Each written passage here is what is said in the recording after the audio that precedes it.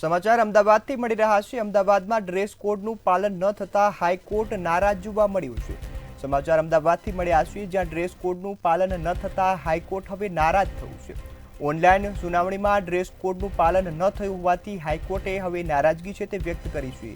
Single જજે registrar જનરલના ધ્યાને આ માહિતી મૂકી હતી અને જે બાદ હવે હાઈકોર્ટે આ વખતે નારાજગી વ્યક્ત કરી છે। ચીફ જજના ધ્યાને આ માહિતી મૂકવામાં આવી હતી અને જેને લઈ હવે હાઈકોર્ટ નારાજ જોવા મળ્યું છે। વર્ચ્યુઅલી કોર્ટ રૂમમાં ડ્રેસ કોડના જે નિયમ છે તેનો ઉલાળ્યો થતો હોય તેવા દ્રશ્યો સામે આવ્યા હતા।